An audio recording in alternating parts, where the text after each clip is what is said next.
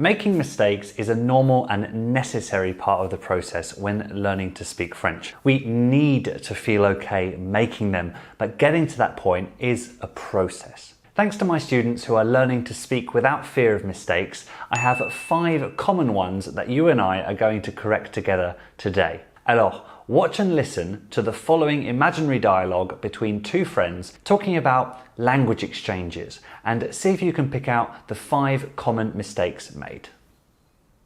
Moi, j'utilise des sites web pour trouver des échanges linguistiques dans ma vie. Et toi? Non, pas encore. Mais je pense que c'est une bonne idée parce qu'en fait, c'est la raison pourquoi je suis venu en France. Ah oui, pour pratiquer, tu veux dire.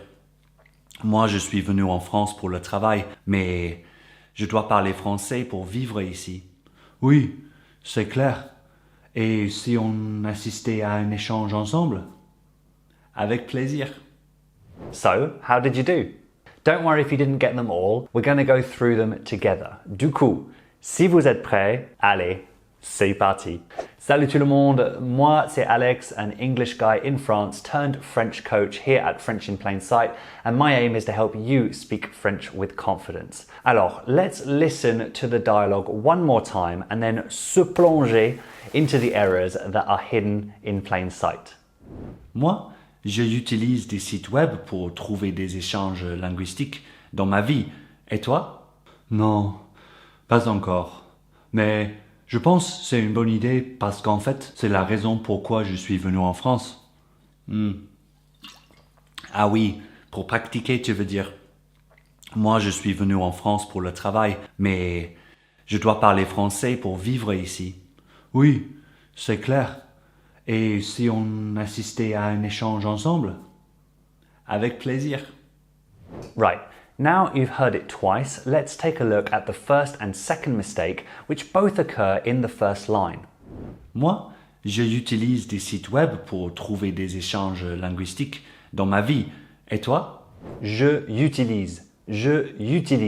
Do you know why this is incorrect? In fact, there are 2 problems, but they both are solved by one simple change. First of all, utilise is pronounced u, utilise, and not utilise. In English we say use, utilize with that y sound at the start. In French, it's not the case. If we then remember that je followed by a vowel is contracted to j apostrophe, this solves the problem, at least when the subject is je, of course. J'utilise. It's impossible to add this y sound. So we have j'utilise, j'utilisais, j'utiliserai, and j'ai utilisé in some common tenses. The second mistake in this first sentence is the pronunciation of the word for town or city. Ville, ville. Unlike other words ending in ILLE in French, which sound like I, such as fille, feuille, bille, the LLE are vocalized. When English speakers make this mistake, it often comes out as vie, which means life. Dans ma vie is in my life. Dans ma ville is in my town or city. Since dans ma vie could make sense in our dialogue, it's important to pronounce it correctly to avoid being misunderstood. So the correct pronunciation of that first line is Moi, j'utilise des sites web pour trouver des échanges linguistiques dans ma ville. Et toi? Okay, on to the next line where there are another 2 mistakes. Non, pas encore. Mais je pense que c'est une bonne idée. Mais je pense c'est une bonne idée. Something's missing here. Mais c'est quoi? Well, it's the word que after je pense. In English, the word that is optional for expressions like I think that it's a good idea. I believe that she's here. I admit that I messed up. We can remove it. I think it's a good idea. I believe she's here. I admit I messed up. In French, however, that's not possible. The French equivalent que is compulsory. Je crois que c'est une bonne idée. Je crois qu'elle est là. J'admets que j'ai merdé. I've actually put together a little design to help you remember to use que. If you want to get a copy of it on some merch, you can check out my store after the video via a link in the description.